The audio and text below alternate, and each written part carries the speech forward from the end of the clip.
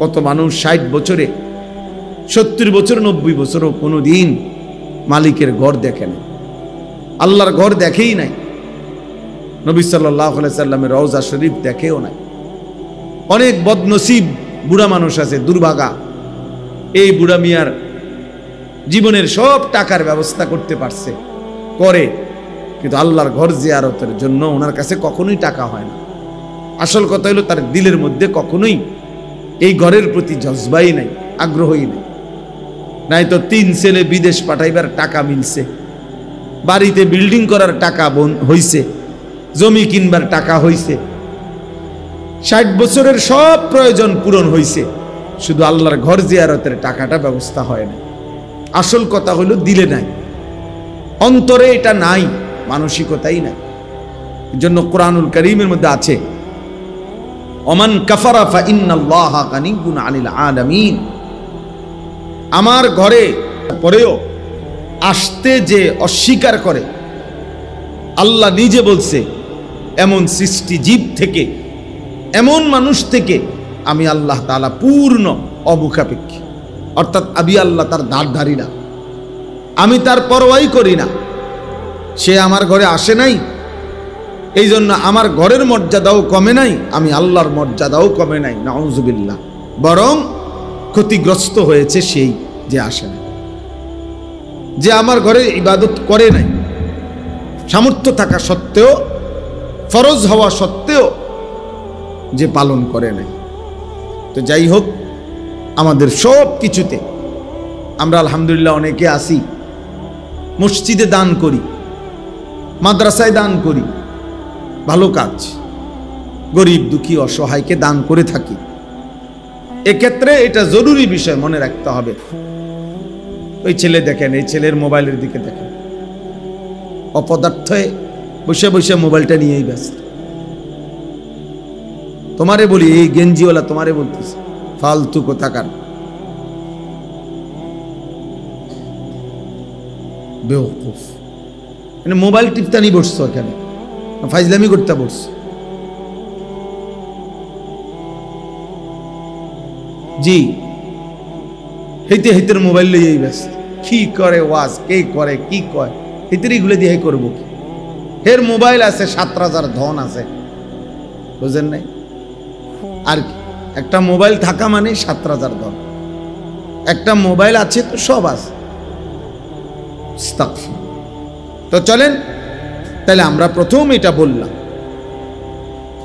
আমাদের দুনিয়ায় আলহামদুলিল্লাহ আমরা কম বেশি প্রত্যেকেই দান সদকা করি, ভালো কাজ করি, সমাজের কল্যাণে অনেক কাজ করি, নিজেরা ইবাদত আমল করে থাকি। এই সবটার মধ্যে আমাদের এটা খেয়াল রাখতে হবে, ইখলাস জরুরি। আল্লাহর জন্য হলো কিনা, আল্লাহর জন্য। তারার মসজিদে আমি দিয়ে লাভ কি? তারা কি আর আমারে পরে চিনবুনি? তাই তো বোঝা গেল, আমনের কথার দ্বারাই তো স্পষ্ট হয়ে গেল আপনি কি জন্য দান করলেন। হ্যাঁ, হেইতের মাদ্রাসা আমি দিমু কিতাম, হ্যাঁ, আমার কি? তারার মাদ্রাসা, তারার নাম হইব, আমরার কিতা। এই তো তাইলে বোঝা গেল আপনার যেহেতু নাম হইতো না, দুনিয়ার মানুষ আপনার নাম নিত না, এই জন্য দিতেন না। তো মানুষের জন্যই তো করলেন, মানুষের জন্যই তো করলেন। এই জন্য এটা জরুরি, এটা বুঝা আমাদের। কিন্তু সামান্য শব্দের ভুলে, বাক্যের ভুলে, কথার ভুলে আমাদের ইখলাস নষ্ট হয়, আল্লাহর জন্য আর বিষয়টা থাকে না। তাহলে টাকায় টাকা গেল, কষ্টে কষ্ট গেল, অথচ যদি আল্লাহ গ্রহণ না করে তো একেবারে বেশি লস ছাড়া আর কিছু। এই জন্য কোরআনুল কারীমের তিলাওয়াত, 5 ওয়াক্ত নামাজ, দান সাদাকা, সমস্ত বন্দিগি আল্লাহর জন্য করা উচিত, আল্লাহর জন্য করা উচিত। হাদিসের মধ্যে আছে, নবী সাল্লাল্লাহু আলাইহি ওয়াসাল্লাম বলেন, মান আহাব্বা লিল্লাহ ওয়া আবগাদা লিল্লাহ ওয়া আ'তা লিল্লাহ ওয়া মানা'a লিল্লাহ। যে কাউকে ভালোবাসলো আল্লাহর জন্য, যে কারো বিরোধিতা করলো আল্লাহর জন্য। একজন নেককার লোককে আমি ভালোবাসলাম তো আল্লাহর জন্য, করছে যে সে আল্লাহর ইবাদত করে। একজন চোর, ডাকাত, মদখোর, গাঁজাখোর, বাটপার, সিটার, তাকে আমি অপছন্দ করলাম আল্লাহর জন্য, যে সে আমার আল্লাহর নাফরমান, এই জন্য আমি তাকে পছন্দ করি। ও আতা লিল্লাহ, নবী সাল্লাল্লাহু আলাইহি ওয়াসাল্লাম বলেন যে কাউকে দান করলো, কিছু দিল আল্লাহর জন্য। ও মানা আলিল্লাহ, নিষেধ করলো মানে দিল না, তুমি এটা গানের মধ্যে খরচ করবা, তুমি এটা নাচে গানে খরচ করবা, খেল তামাশায় খরচ করবা, গুনার কাজে, নারীর আড্ডায়, মদের আড্ডায়, জুয়ার আড্ডায় খরচ করবা, আমি দেব না। তো আল্লাহর নবী সাল্লাল্লাহু আলাইহি সাল্লাম বলেন নিষেধ করলো, দান করলো না, এটাও আল্লাহর জন্য। নবীজি বলেন এই চারটা আল্লাহর জন্য যার হলো, ভালোবাসলো আল্লাহর জন্য, বিরোধিতা করলো আল্লাহর জন্য, দিল আল্লাহর জন্য, নিষেধ করলো আল্লাহর জন্য, ফাকাদ ইস্তাকমালাল ঈমান, তার ঈমান পূর্ণ হয়ে গেল। তার ঈমান কি হয়ে গেল? পূর্ণ হয়ে গেল, তার ঈমান পূর্ণ হয়ে গেল। তাইলে কি বুঝা গেল? আমাদের সব কিছু, আমরা মুসলমান, আপনি বুঝেন না, আপনি গ্রামের মানুষ, আপনি সিধা সাদা মানুষ, এই সমস্ত কথা বললে হবে না বাপ। জওয়ান বলেন আর বুড়া বলেন, আমরা মুসলমান, আমরা মুমিন, আমাদেরকে এটা বুঝতেই হবে যে আমার আখিরাত আছে, আমার কবর আছে, আমার পরকাল আছে। অতএব এই কথা যদি আমরা বুঝি, তাহলে আমাদের সমস্ত কর্মকাণ্ডই হওয়া উচিত আল্লাহর জন্য, আল্লাহর নির্দেশনায়, রাসূলুল্লাহ সাল্লাল্লাহু আলাইহি সাল্লামের তরিকায়। এটাই আমাদের জীবন। আপনি যদি নাও বুঝেন মরে যাবেন, আপনি যদি পুরাও বোঝেন মরে যাবেন, খেয়াল করলেও মরে যাবেন, বেখেয়াল হইলেও মরে যাবেন। অলসতার লোকটারও মৃত্যু হয়, ব্যস্ততম লোকটারও মৃত্যু হয়। কাজেই আমাদেরকে মরতেই হবে, হাসি কিংবা কাঁদি, আনন্দ কিংবা বেদনায় চলে যেতে হবে। আমরা প্রত্যেকে ইনশাআল্লাহ, আমি এই মাদ্রাসা দেখে, মাদ্রাসার এই সুন্দর আয়োজন দেখে এই জন্য বললাম, এই সব কিছু যেন আল্লাহর সন্তুষ্টির জন্য হয়, আল্লাহর সন্তুষ্টির জন্য হয়। আল্লাহ যেন গ্রহণ করে, আল্লাহ যেন কবুল করে, বলেন আমিন। এবার দেখেন এই আয়াত, তিনটা আয়াত পড়ছি অল্প কথায়, এই তিনটা আয়াতের তর্জমা শুনাইলে আমার কথা শেষ। প্রথম পারায়, দ্বিতীয় সূরা, সূরায়ে বাকারার 127, 128, 129, এই তিনটি আয়াত আমি তেলাওয়াত করেছি। এই অল্প একটু সময় এই তিনটা আয়াতের তর্জমা শোনাবো, এরপরে আমার কথা শেষ হবে ইনশাআল্লাহ। এই তিনটা আয়াত মূলত ইব্রাহিম আলাইহিস সালামের ঘটনাকে, দোয়াকে কেন্দ্র, ইব্রাহিম আলাইহিস সালামের ব্যাপারে একটা বিশেষ কথা এখানে আছে, এবং ইব্রাহিম আলাইহিস সালামের একটা সেরা দোয়া, কতগুলো কথা এখানে আল্লাহ তাআলা বলছেন এটা আছে। ইব্রাহিম আলাইহিস সালাম একজন অন্যতম নবী রাসূল, আল্লাহ তাআলার বহুতই পছন্দের, মহব্বতের, প্রিয় একজন নবীর নাম হলো ইব্রাহিম আলাইহিস সালাম। কোরআনুল কারীমের মধ্যে আছে, আল্লাহ তাআলা বলেন ওয়া ইযিবতালা ইব্রাহিমা রাব্বুহু বিকালিমাতিন ফাআতাম্মাহুন্না। আল্লাহ তাআলা নিজেই বলতেছেন ইব্রাহিমকে তার রব আল্লাহ বহু কথার দ্বারা বারবার পরীক্ষা নিয়েছেন, প্রত্যেক পরীক্ষায় তিনি শতভাগ পরিপূর্ণভাবে উত্তীর্ণ হয়েছে। তাহলে ইব্রাহিম আলাইহিস সালাম আল্লাহর এমন একজন নবী ছিলেন, এমন একজন বন্ধু ছিলেন, যাকে আল্লাহ তাআলা বারবার পরীক্ষা করছেন। তাফসীরের মধ্যে আছে, কেউ বলছেন 30টা পরীক্ষা করছেন, কেউ বলছেন 70টা পরীক্ষা করছেন। কি বিষয়ের পরীক্ষা নিছেন? একটা বিষয়ে পরীক্ষা নিছেন ইব্রাহিম আলাইহিস সালাম থেকে। আল্লাহ পরীক্ষার ধরন ছিল ভিন্ন ভিন্ন, কিন্তু মূল বিষয় ছিল একটাই, উদ্দেশ্য একটাই। মহান আল্লাহ পাক রব্বুল আলামিন একেবারে ছোট্ট থেকে শেষ বয়স পর্যন্ত ইব্রাহিম আলাইহিস সালামের জন্য একটা জিনিস চেয়েছেন ইব্রাহিম আলাইহিস সালাম থেকে, যে ইব্রাহিমের কলিজায়, দিলের মধ্যে আল্লাহর সৃষ্টি, মাখলুক, দুনিয়া, স্ত্রী, সন্তান অর্থ, বিত্ত, নিজের জীবন, এই সব কিছুর চাইতে আল্লাহকে বেশি ভালোবাসে কিনা, আল্লাহর মহব্বত সর্বোচ্চ কিনা, এই কথাটা আল্লাহ তাআলা বারবার তার থেকে পরীক্ষা নিয়েছে। ছোট্টবেলায় মা বাবার মূর্তি পূজার বিরোধিতা করছেন, আল্লাহ তাআলা দেখতে চাইছেন মা বাবার ভালোবাসা বেশি না আল্লাহর ভালোবাসা বেশি।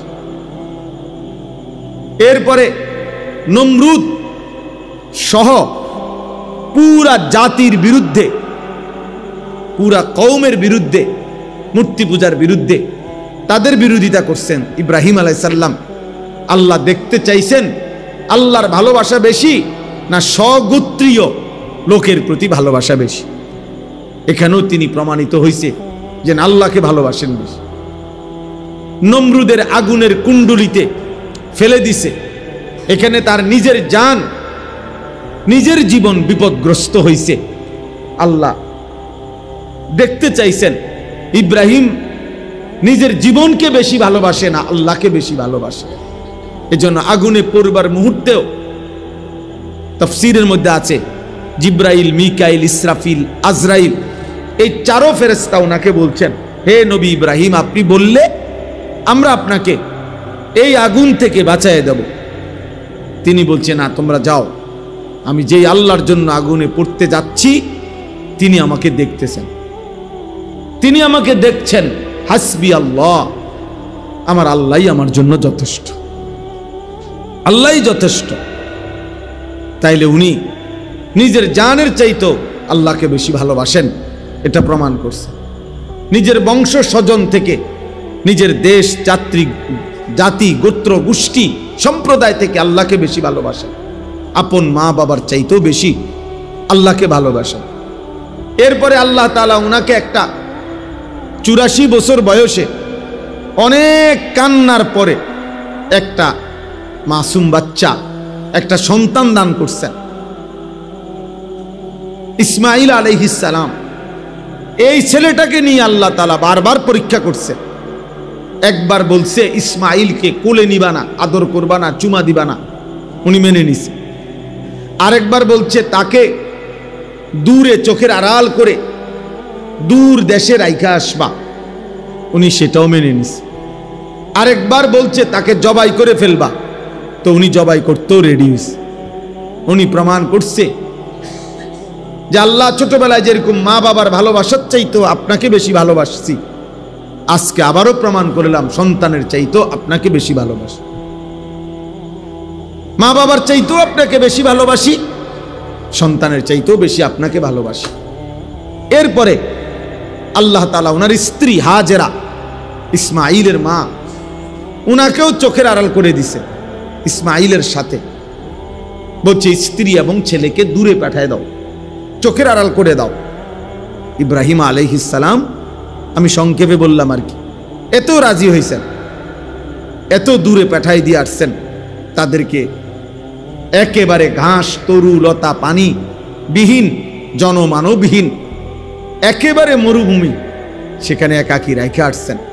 আল্লাহকে প্রমাণ করে দেখাইছেন আল্লাহ স্ত্রীকে নয় আপনাকে বেশি ভালোবাসে, ছেলেকে নয় আপনাকে বেশি ভালোবাসে, মা বাপকে নয় আপনাকে বেশি ভালোবাসি, আত্মীয় স্বজন বংশধরকে নয় আপনাকে বেশি ভালোবাসি, আমার নিজের জীবন নয় আপনাকে বেশি ভালোবাসি। তাহলে কাকে বেশি ভালোবাসেন? আল্লাহকে। আল্লাহকে। এই কথাইটা আল্লাহ তাআলা স্ত্রীর মাধ্যমে, ছেলের মাধ্যমে, ওনার নিজের জীবনের মাধ্যমে, মা বাবার মাধ্যমে, বংশধর আত্মীয় স্বজনের মাধ্যমে সব আঙ্গিকে আল্লাহ ওনার থেকে পরীক্ষা নিছে। উনি সবভাবেই উনি টিকছে, উনি জিতছে, উনি উত্তীর্ণ হয়েছে। উনি বারবারই আল্লাহকে প্রমাণ করছে আমি আপনাকেই ভালোবাসি, আপনাকেই বেশি ভালোবাসি। এই জন্য বাপ, একজন মুমিনের, মুসলমানের সবচেয়ে বেশি ভালোবাসা আল্লাহর জন্য। কোরআন আল্লাহকে বলছে, কোরআনে আল্লাহ বলছেন ওয়াল্লাযীনা আমানু আশাদ্দু হুব্বাল লিল্লাহ, যারা মুমিন, যারা ঈমানদার, আল্লাহ নিজে বলতেছেন তাদের সবচেয়ে বেশি ভালোবাসা লিল্লাহ, আল্লাহর জন্য। আল্লাহর জন্য আল্লাহর জন্য। আমরা এই অল্প কয়েকজন মুসলমান যে দূরে বোঝেন, বাকি এটা বুঝছেন আমরা স্ত্রীর মনে কষ্ট যাইব এজন্য আল্লাহকে নারাজ করলেন, স্ত্রীকে বেপর্দা ছেড়ে দিলেন। ছেলের মনে কষ্ট যাবে এজন্য আল্লাহকে ছেড়ে দিলেন, ছেলেটারে বেনামাজি চলতে দিলেন, বেনামাজি চলতে দিলেন। বাবা আমার মনে কষ্ট যাইব এই জন্য আল্লাহকে নারাজ করলেন। বাবা আমার অন্যায়, বাবা আমার হারাম গুনাহ, ওই মায় কইছে তোর বউয়ে ছোট ভাইগুলোকে দেখা না করলে আজি এতদিন ধরে এক লগে খাইছে পড়ছ, হ্যাঁ ঝামেলা হইব, মায় কইছে। এই জন্য নিজের বউ এখন দেবরও দেখা দেয়, ভাসুরও দেখা দেয়, নাহলে মায়ের রাগ করব। তার মানে মা খুশি থাক, আল্লাহ নারাজ হোক, বাবা খুশি থাক, আল্লাহ নারাজ হোক, ভাই বোন খুশি থাকুক, স্ত্রী ছেলে মেয়ে খুশি থাকুক, আল্লাহ নারাজ হোক। এই জন্য বারবার আমরা নারাজ করি আল্লাহকে, বারবার আমরা খুশি করতে চাই এমন আপনজনদেরকে। অথচ ইব্রাহিম আলাইহিস সালাম বারবার প্রমাণ করছে, আল্লাহ আমি বারবার পরিবার পরিজন আত্মীয় স্বজন মা বাপ স্ত্রী সন্তান তাদের বিরুদ্ধে তাদের মোকাবেলায় প্রমাণ করতে চাই যে আমি সবার বিপরীতে আপনাকে বেশি ভালোবাসি, আপনাকে বেশি বেশি ভালোবাসি। এই কথাটা আল্লাহ তাআলা ইব্রাহিম আলাইহিস সালাম থেকে আল্লাহর মহব্বতের পরীক্ষা নিছেন, ভালোবাসার পরীক্ষা নিছেন। আচ্ছা, তো এই পরীক্ষা নিয়ে যখন প্রত্যেক পরীক্ষায় তিনি উত্তীর্ণ হয়েছেন, তো আল্লাহ তাআলা তখন ওনাকে খুশি হয়ে আল্লাহ একটা শ্রেষ্ঠতম দায়িত্ব দিছেন। এই দায়িত্বটা হলো, আল্লাহ যখন তার বান্দার উপরে খুশি হয় তো আল্লাহ তাআলা তাকে একটা উত্তম দায়িত্ব দিছেন। সেটা হলো, ইব্রাহিম এবার আমি আল্লাহ সিদ্ধান্ত নিছি, সারা জীবন যেহেতু তুমি আমার ভালোবাসার প্রমাণ দিছো, এবার আমি আল্লাহ তোমার দ্বারাই আমার নিজের ঘর, আমি আল্লাহর ঘর তোমার হাত দিয়ে বানাবো, তোমার হাতে বানাবো। এই জন্য আল্লাহ তাআলা আদেশ করছেন, ওয়াইদ বাওয়ানা লিইব্রাহিমা মাকানাল বাইত। আল্লাহ বলেন আমি নিজে ইব্রাহিমের জন্য আমার ঘর কাবার সীমানা নির্ধারণ করে দিলাম, ঠিক করে দিলাম, এত বাই এত, দৈর্ঘ্যে এত, প্রস্থে এত, উচ্চতায় এত, এই সব কিছু আমি আল্লাহ নির্ধারণ করে ঠিক করে দিলাম।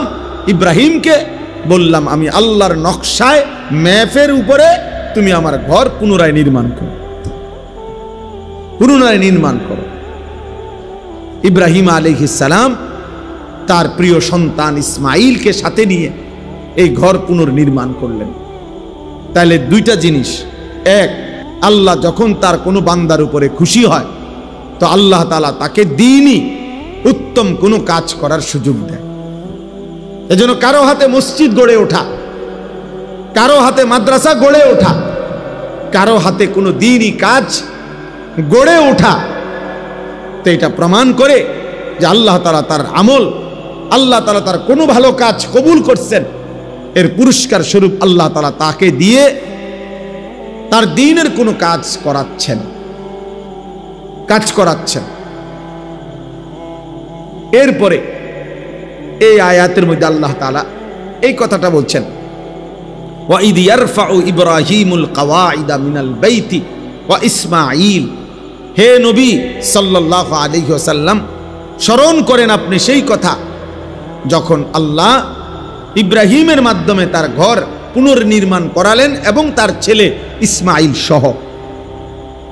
আর এখান থেকে দ্বিতীয় কথা বললাম, এক কথা তো বললাম যে আল্লাহ যখন কারো উত্তম কাজে পছন্দ করে তখন আল্লাহ তাআলা তাকে তার দ্বীনের কোনো কাজে লাগায়।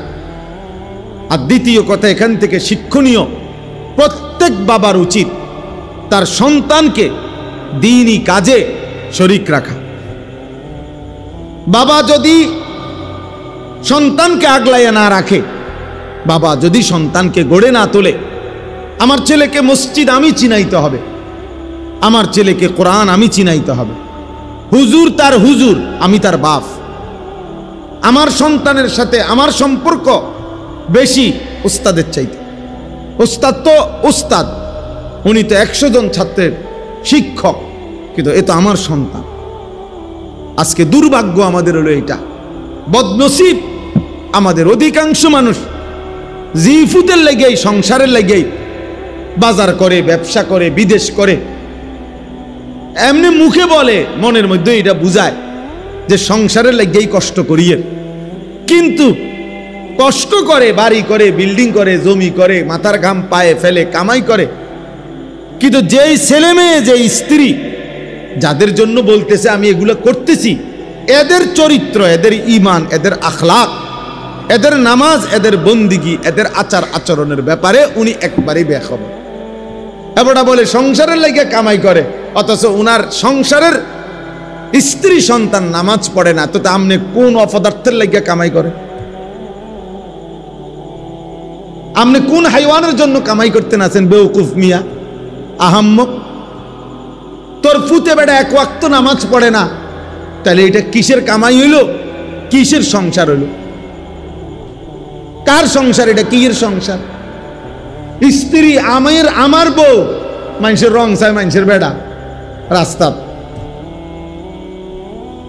বউ আমার বলে, কাপড় চোপড়ও কিনে দিলাম আমি, পাউডার চুনু সব যায় আমার, হ্যাঁ, রং চায় রাস্তার মানুষ। এরকম অপদার্থ পুরুষ, এরকম অকর্মণ্য ফালতু লোক, এটা কিসের ব্যাড হইতে এগুলা বলেন? তাইলে এটা তো বোঝা উচিত, এটা তো বোঝা উচিত। আমরা যদি এটা বুঝি যে আমরা আমাদের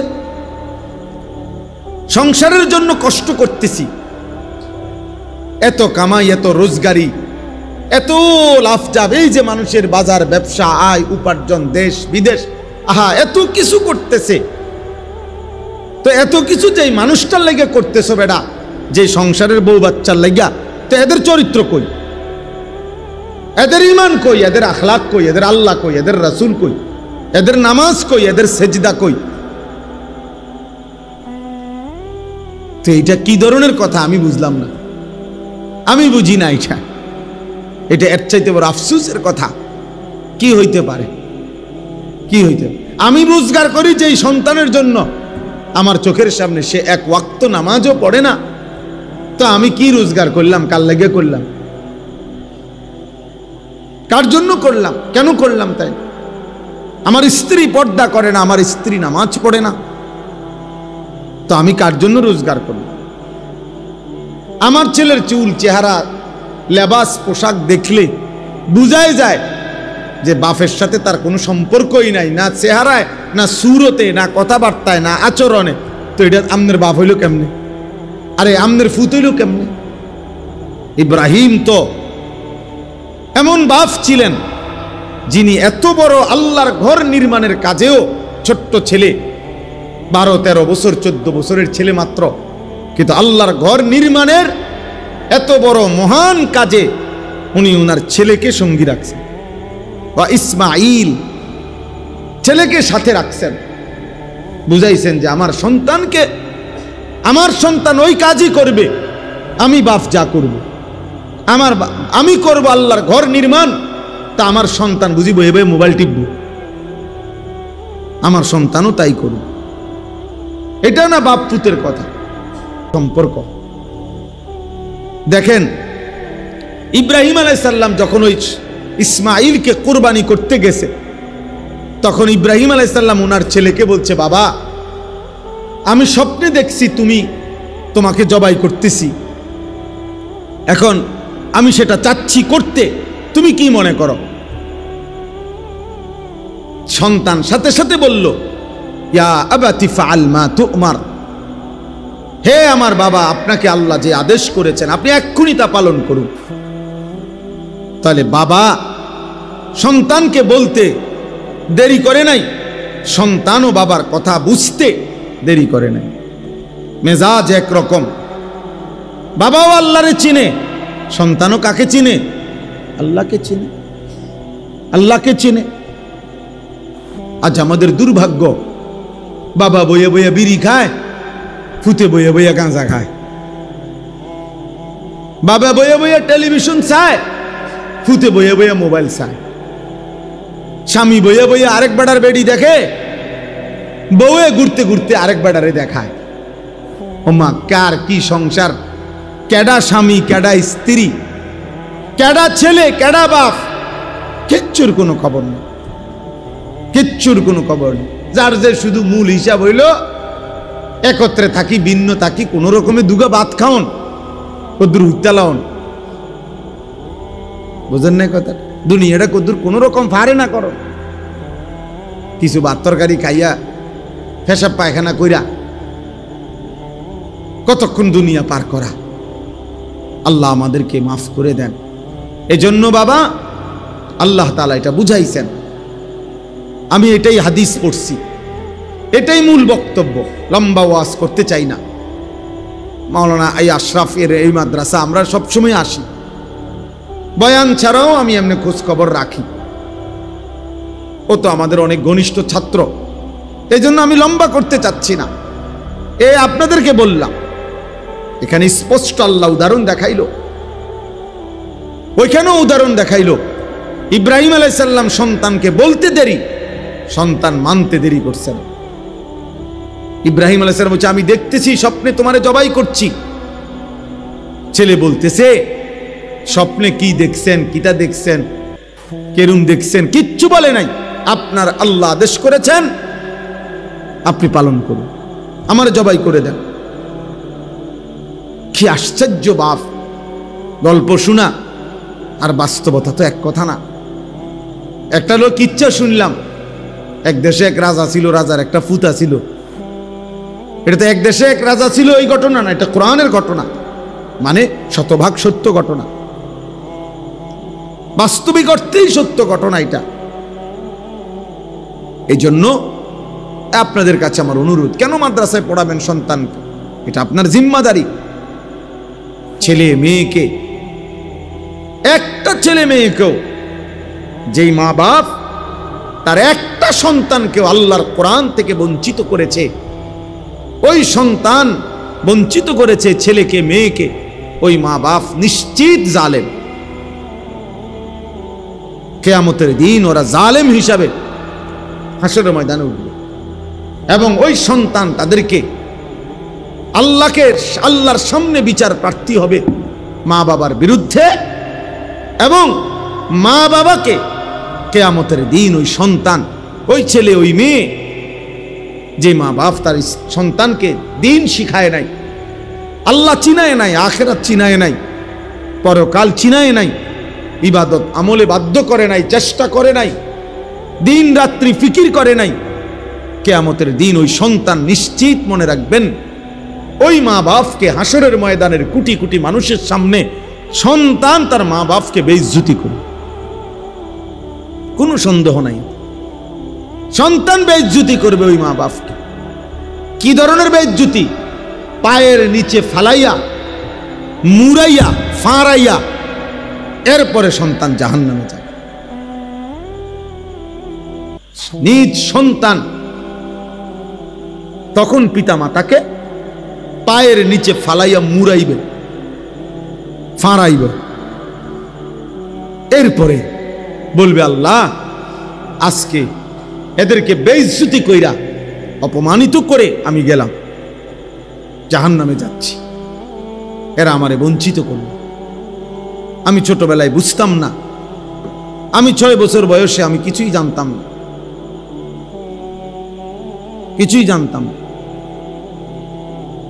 এই জন্য আল্লাহ তাআলা এখানে শিখাইছেন, وَإِذْ يَرْفَعُ إِبْرَاهِيمُ الْقَوَاعِدَ مِنَ الْبَيْتِ وَإِسْمَاعِيلُ, আল্লাহ বলেন ইব্রাহিম আমার ঘর পুনর্নির্মাণ করলো, এবং ইসমাইল অর্থাৎ ইব্রাহিম তার সাথে ছেলেকেও নিলেন, নিয়া বাপ ফুতে এবার এক মনে, এক ধ্যানে, এক ফিকিরে আল্লাহর ঘর নির্মাণ করছে, কাবা নির্মাণ করে এবার আল্লাহর কাছে ইব্রাহিম আলাইহিস সালাম ছেলেকে সাথে নিয়া, আহা বড় কেমন সুন্দর বিষয় যে, মনে করেন একজন বাবা, ওনার বয়স তো 85 বছর, আর ছেলেটার বয়স 13-14 বছর, তো বাপ ফুত দুইজনেই আল্লাহর কাছে হাত উঠেছে, মুনাজাত ধরছে। একটা বড় হাত, একটা ছোট্ট হাত, পিচ্ছি হাত। একটা ছোট্ট মানুষের হাত আর একটা বড় মানুষের হাত। তো দুই হাত একসাথে আল্লাহর কাছে এবার উঠাইছে। উঠাইয়া ইব্রাহিম আলাইহিস সালাম কতগুলো দোয়া করছে আল্লাহর কাছে। এইটাই শেষ, এই দোয়াটি বলতে চাই শুনে। আল্লাহর ঘর বানিয়ে নিজের এবং নিজের সন্তানের জন্য, পরিবারের জন্য ইব্রাহিম আলাইহিস সালাম আল্লাহর ঘর বানাইয়া দোয়া করছে। এই দোয়ার মধ্যে কি বলছে দেখেন। আর আমরা পরিবারের জন্য, সন্তানের জন্য আমরা কি ভাবি, আর উনি কি ভাবছে, কি বলছে, কি বলা উচিত, এই শুধু এটা শুনে, তাইলে শেষ। ইব্রাহিম আলাইহিস সালাম ইসমাইলকে সাথে নিয়ে আল্লাহর ঘর কাবা পুনর্নির্মাণ করে আল্লাহর কাছে দুই হাত তুলে দোয়া শুরু করছে। এবার এই দোয়া করতেছে, রব্বানা তাকাব্বাল মিন্না। এক নম্বর দোয়া, আয় আল্লাহ, আমরা পিতা পুত্র মিলে আপনার ঘর নির্মাণ করলাম। রব্বুল আলামিন আমাদের এই খেদমতটুকু আপনি কবুল করে নেন। এই এক নম্বর। বাপ পুতের মেহনত আপনার ঘরের জন্য করেছি, আপনার জন্য করেছি মাওলা, আমারও কবুল করে নেন, আমার সন্তানকেও কবুল করে নেন।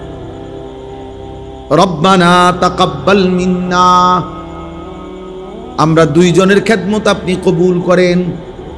আমি আমার সাধ্য মতো আপনার ঘর কাজ করেছি, আমার সন্তানের সাধ্য মতো ঘরের কাজ করেছে।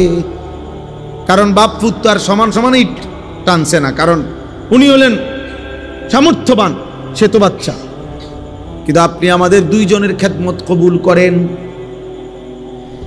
ইন্নাকা আনতাস সামিউল আলিম। ইব্রাহিম আলাইহিস সালাম বলেন, আল্লাহ আপনি তো সব শুনেন, সব জানেন। আল্লাহ আপনার জন্য করেছি কিনা, আপনার সন্তুষ্টির জন্য ঘর করলাম কিনা, আপনার কাজ করলাম কিনা, দুনিয়ার কেউ যদিও না জানে আপনি তো জানেন।